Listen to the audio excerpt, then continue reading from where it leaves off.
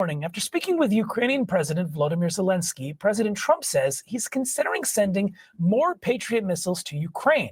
Trump characterized the call as, quote, very good.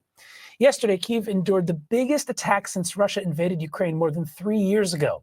The attacks happened hours after Putin and Trump spoke by phone. Trump said he was very unhappy with his conversation with Putin. Now, Russia has been stepping up its attacks on Ukraine, pounding Kyiv with a record number of drone strikes. And now officials in Kyiv say there's some evidence some of those drones were made in China. CNN's chief international security correspondent, Nick Payton-Walsh, has more. Hear the buzz, and all you can do is wait. Damn. Kiev has seen this almost every night for months. But there was something about Thursday night's ferocity that seemed new and unchecked, even underground. No sleep is the norm, huddling in basements too. If you're not so immune to the sirens, you turn over in bed when you hear them. Hearing Russia broke another record of drones fired has also happened a lot this past month. What was different was the possibility the capital's air defenses behind interceptions like these might be in trouble. Gunners tried to pick off drones, but the American supply of Patriots that take down Russian ballistic missiles is, at best, in doubt. Leaving nights here longer and louder, and solace something you find in the subway. A record assault that came moments after Presidents Trump and Putin spoke. That too did not go well. I'm very disappointed with the conversation I had today with President Putin, because I don't think he's there. I don't think he's there. And I'm very disappointed. Nah, it does seem like Putin is trying to take over all of Ukraine. And the reason why is, one, because his economy is suffering and Ukraine might be the only way out. Two, I mean, the oligarchs are kind of down his neck. I mean, if he pulls out of this with no real reward or no real substantial gain, then, I mean, he could be potentially overthrown. I mean, we might be looking at a regime change in Russia instead of Iran. So, I'll keep y'all posted on that one. Oh, it's not, I'm just saying, I don't think he's looking to stop. And that's too bad. Among the smoldering remains of civilian worlds terrorized, Ukraine's foreign minister claimed fragments of a Goran 2 combat drone were found, made in China. The growing global footprint of a war where Kiev's daylight is darkened still by the smoke of the night before, and where the damage done is measured in intimate personal loss. Hear what that feels like for those whose broken homes lie in pieces around them. Сьогоднішня атака – це сама страшніша для нас атака за ці 3,5 роки, скільки взагалі ця війна. Не пишуть друге, пишуть взагалі, що він допустить по 700, по 800 шахедів. Ви вибачте, але не ми, не наше ППО, воно просто не витримує. Сьогодні це все. Дрони летіли, ви знаєте, не наче рой. So pretty much they're describing how the drones are flying around like a swarm of bees, pretty much bombing everywhere in sight. And I mean, I don't know why this man's over here hiding his face. What you hiding your face for? But anyway, though, besides that, yeah, they're pretty much explaining how these Russian drones are going around bombing everything in sight. And let's be real, I've been said that there is no way Ukraine can stand up to Russia. No matter how much money we throw to them, they have a personnel problem. They're outnumbered 10-1. So no matter how much money we give them, unless we are giving them bionic suits from the future, they're not winning this. І вони оце летять. Це таке жахіття було, це дуже велике жахіття. Хай всі американці знають, як ми тут живемо. Це дуже страшно. Коли люди залишаються без нічого, це дуже страшно. Але ж маленькі дітки, оце зараз... My bad, guys. But shout out to my man, Dr. Luke the GOAT. He says, U.S. Kool-Aid supporters are amazing. Cry more. I mean, no, for real. And shout out to the supporters, man. Appreciate y'all. And yes, I went ahead and opened up the call-in link. Go ahead to my post tab. It's between the playlist and the membership on my main page. Click that. And if you are somebody who is a member or have donated at least $1 more to the stream, you can go ahead and hop in the call-in line. Appreciate the support, guys. Нема ні газу, нема, допустим, ні світла. Ми на Америку практично вже ніякої надії не маємо. Це у нас тільки є надія на наших. Damn. Nick Payton-Walsh, CNN, London. President Trump says the United States is considering Ukraine's request for more Patriot missile defense systems. That comes after what Mr. Trump says was a very good phone call on Friday with Ukrainian President Volodymyr Zelensky. We had a good call. We talked about different things, and we had a very good call. I think a very strategic call. We've been helping them and we'll continue to help them. It's a pretty tough situation. We'll see what happens. The two spoke just hours after Russia launched a record number of attack drones at Ukraine, and a day after Trump said he did not make any progress towards a ceasefire during his phone call with Russian President Vladimir Putin. Nope, Joining me now to discuss CNN military analyst. And as you see, yeah, not at all. So as things go in Ukraine, things get hotter for Putin. It does seem like the conflict is going to get more drawn out unless Putin gets a complete surrender. And let's be real. I mean, we're not going to pretty much make Zelensky do a complete surrender, even though he should. But it is what it is. Israeli Prime Minister rejecting, if you want to save his own people's lives, I mean, he probably should. Changes Hamas has requested to the latest ceasefire proposal. This after a positive response by the militant group to the mediators. Despite the back and forth, talks are still set to continue just days after President Donald Trump said Israel had agreed to the necessary conditions to finalize a 60-day ceasefire. There could be a Gaza deal next week. Benjamin Netanyahu embarking on his third trip to Washington this year. Among the likely sticking points, the fate of the controversial aid distribution agency, GHF, backed by both the U.S. and Israel. Today, it said that 2 of its American security workers had been wounded by a grenade. The assailants, it said, were Hamas. Asked by NBC News how it came to that conclusion, given the presence of other armed militants, GHF said the assessment was based on local intelligence that a Hamas attack was imminent. For the civil, yeah, but it's the problem with believing Israel. It's like until these guys let international reporters in to, pretty much verify their story, I'm not believing them. I'm not believing anything that comes out of the IDF's mouth, that come out of Israel's mouth when it comes to the Palestinian people. Because let's be real, the only reason they're able to do this is because they control that area. The reason why they haven't done this in Syria or Lebanon is because they don't control those areas. And if they was to try to pull the same bullshit they're doing to the Palestinians, international reporters would be led into Syria and Lebanon if Israel was to try to do the same thing to them, which they honestly could. I mean, they'd have quite the powerful military force to do so. But the reason they're able to do it to the Palestinians is because they're able to keep media out and pretty much frame the story to however they like. Millions in Gaza. The days are spent waiting for food with no guarantee they'll leave the site alive. Health officials here say hundreds have been killed while trying to get aid.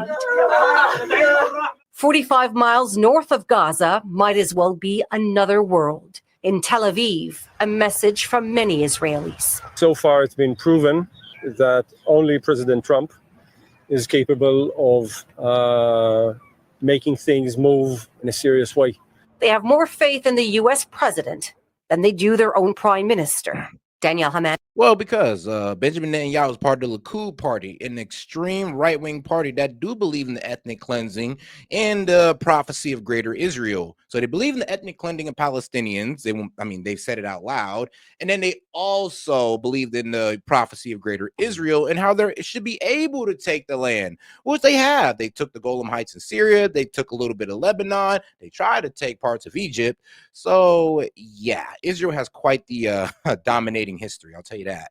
But let's go over to AP's news on what's going on with the aid distribution. All right, guys, let's get right into it.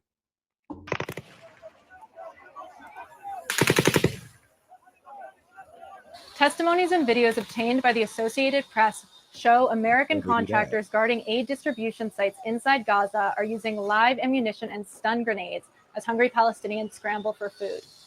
2 U.S. contractors who spoke to us on the condition of anonymity because they were revealing their employer's internal operations said they were coming out because they were disturbed by what they saw as dangerous and irresponsible practices. Both have extensive military experience.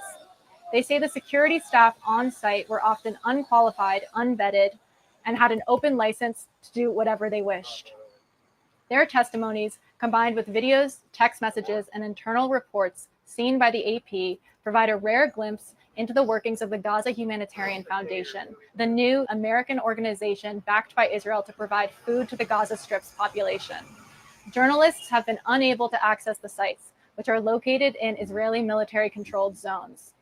Since the GHF sites began operating about a month ago, Palestinians say Israeli troops fired nearly every day toward crowds on roads heading to the distribution points through Israeli military zones. Several hundred people have been killed and hundreds more wounded, according to Gaza's health ministry and witnesses. Yep. And what's even scarier enough, now, I'm afraid to show this clip, but there's been a clip circling around the internet of IDF soldiers pretty much gang raping a Palestinian prisoner. I mean, yes, it is on video. I have the video. It's blurred out, but I can still show you it. And I always do say, now at this point, hey, I better not hear no person who support what the IDF is doing ever talk about Donald Trump being a rapist, since you support gang rapists. So you might want to check yourself right there. Military has repeatedly said it's fired. I don't even want y'all talking about Muslims and their history of rape, since you guys support gang rapists. Only warning shots, denies deliberately firing towards civilians, and says it's looking into reports of civilian harm. AP's reporting reveals what's actually happening on the sites themselves. The two contractors say their colleagues regularly used bullets, stun grenades, and pepper spray on the sites. Videos that one contractor took during the first 2 weeks of distributions appear to back up the frenetic scenes they described. In some videos he filmed, men in gray uniforms, which he identified as his colleagues. And I do think the most blindsided perspective is right now is that, well, guys, Hamas did do October 7th, which was an egregious attack. Now, let's talk about proportional response. 1,200 to 1,500 Israelis died that day. There's about maybe 30 to 50,000 Palestinian people that died and over 100K that are missing. Is that a proportional response? Can we honestly say that both sides right now, as of right now, are committing atrocities? Because Hamas ain't did shit to Israel since, to be quite honest with you. Hamas has been beaten down. Israel is just continuously beating down on them and taking out civilians with them under the guidelines that Hamas are hiding behind civilians. And then I would ask you to go look at Gaza right now and tell me, I mean, what the fuck do they have to hide behind? Because every building has been bombed and leveled. What are they hiding behind at this point? What are they taking them out to the streets in a line? Like, please show me. But all right, guys, let's keep it going. Can be seen dispensing tear gas and throwing stun grenades that land amid the crowd. The sound of gunfire can be heard. They can later be seen trying to clear Palestinians squeezed into a narrow fenced-in passage leading to one of the centers. One photo shared by the contractor shows a woman lying in a donkey cart after he says she was hit in the head with part of a stun grenade. But, you know, like said, they're Hamas. This lady here, Hamas. Dead son, Hamas. Everybody saying in the line, they're all Hamas. They all deserve this set, even though they ain't got nothing to do with Hamas, or they don't even share the ideology of them. But that's how we make ourselves feel better about the slaughter of them. Another photo shows a Palestinian crying after the contractor says he was tear gassed in the face. To confirm the footage is from the sites, the AP geolocated the videos using aerial imagery.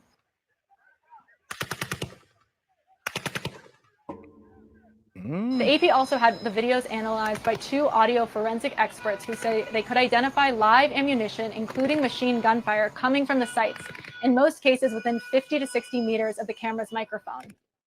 In another video, what appear to be heavily armed American security contractors at one of the sites discuss how to disperse Palestinians nearby. I got IDF tank posted on the northwest corner now. I brought him in and talked to him. Let's do a show first. I'm going to hold there. I don't want this to be too aggressive. At that moment, bursts of gunfire erupt close by, at least 15 shots.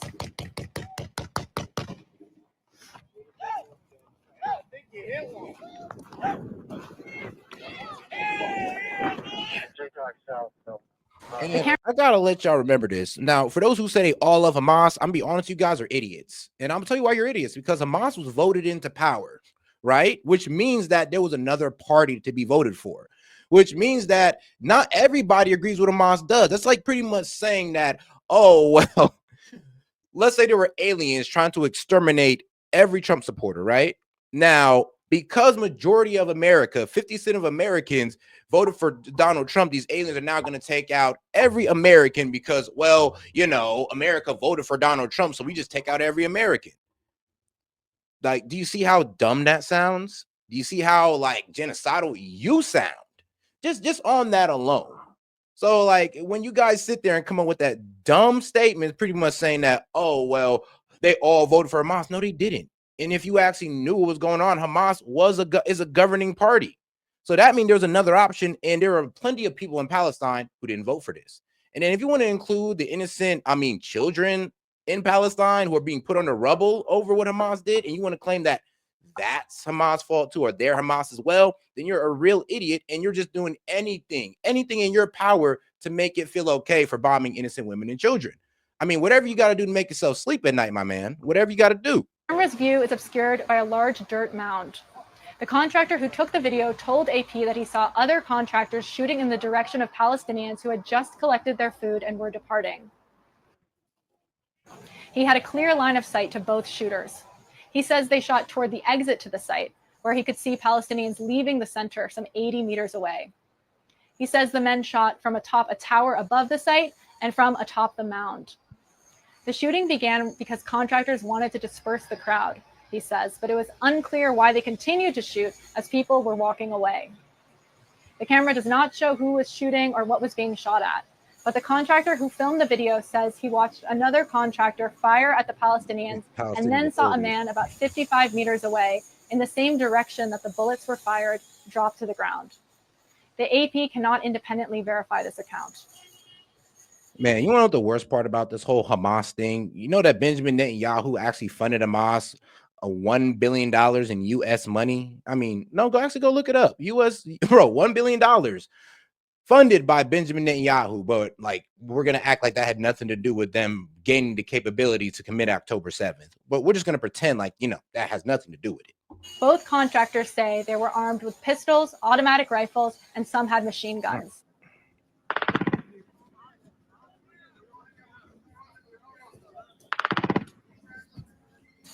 Audio analysis of another video taken at night indicated that machine guns. And you know what, guys? Have y'all even watched the BB files? Now, I'm going to go ahead and move on from this video because trust me, guys, I know a lot of guys who support Israel can't really handle it. But, have y'all even watched the BB files and how Israeli media pretty much exposed this man as a corrupt politician, as a corrupt prime minister, like as somebody who's a part of an extreme right-wing party? Have you even watched that? Like, Israel's snitching on themselves. You know that, right?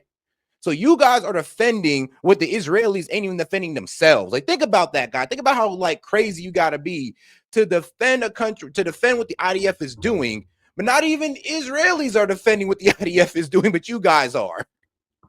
Wild, man. All right, guys.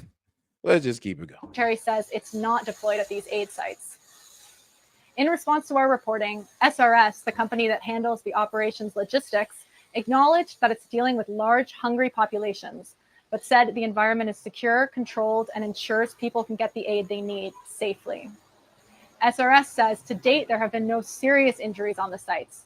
It says that security professionals had fired live rounds into the ground away from civilians a few times in the early days of the operation as crowd control measures.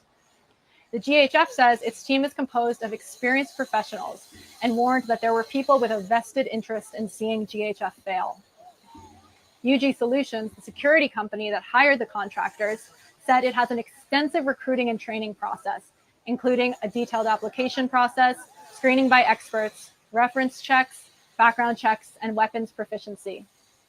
But the contractors who spoke to the AP painted an entirely different reality. One warned the current GHF system could result in more Palestinian lives being.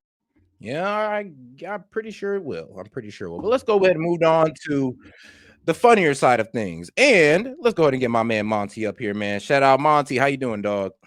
Aloha. I hope you and your family are doing all right, by the way. Hey, man. Oh, man, I truly appreciate that, brother.